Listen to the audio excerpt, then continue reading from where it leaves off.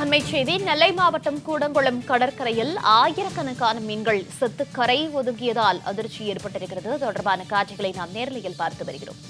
ஆயிரக்கணக்கான கிளாத்தி மீன்கள் செத்து கரை ஒதுங்குவதால் மீனவர்கள் அதிர்ச்சியடைந்திருக்கிறார்கள்.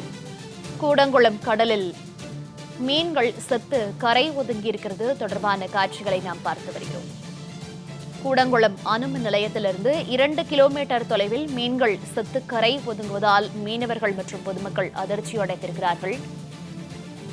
விவரங்களோடு செய்தியாளர் செல்வராஜ் இணைப்பில் இருக்கிறார். செல்வராஜ், வணக்கம். கூடங்குளம் கடலில் அதிக அளவு கிளாத்தி மீன்கள் செத்து கரை ஒதுங்குவதாக தகவல் வெளியாகி இருக்கு. மேலும் அது தொடர்பான காட்சிகளையும் நாம் பார்த்து வருகிறோம். விவரங்கள்.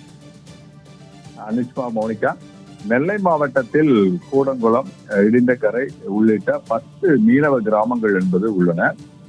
இந்த கிராமங்களில் மீனவர்கள் நாட்டு படகுகள் மூலம் மீன்களை பிடித்துக் கொண்டு வருகிறார்கள். இதனுடைய கூடங்குளம் கடற்கரை பகுதிகளிலிருந்து நேற்று மாலை நேரத்தில் லட்சக்கணக்கான கெளுத்தி வகையான மீன்கள் இறந்த நிலையில் கரை ஒதுங்கியுள்ளது. மேலும் கரை ஒதுங்கிய மீன்களால் துர்நாற்றமும் வீச துவங்கியுள்ளது. மேலும் இது குறித்து ராதாபுரம் மீன்வளத்துறை அதிகாரிகள் கேட்டபோது, கன்னியாகுமரி மாவட்டத்தில் உள்ள சின்னமுட்டம் பகுதியில் அதிக அளவில் கெளுத்தி மீன்கள் பிடிக்கப்பட்டு அவைகள் விற்பனைக்கு ஆகாததால் கடலில் கொட்டப்பட்டுள்ளதாகவும் அந்த மீன்கள் கரை ஒதுங்கியதாகவும் மீன்வளத்துறை அதிகாரிகள் தெரிவிக்கின்றனர்.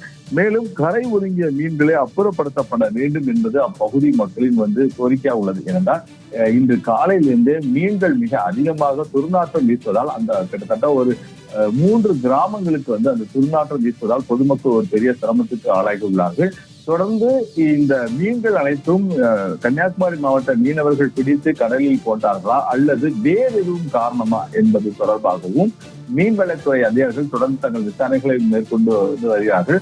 ஆனால் இருந்த போதிலும் இந்த மீன்களை அனைத்தையும் உடனடியாக அப்புறப்படுத்தப்பட வேண்டும் என்பதுதான் அப்பகுதியை சேர்ந்த மீனவர்கள் மற்றும் பொதுமக்களும் தங்களுடைய கோரிக்கைகளை வைத்துள்ளார்கள்.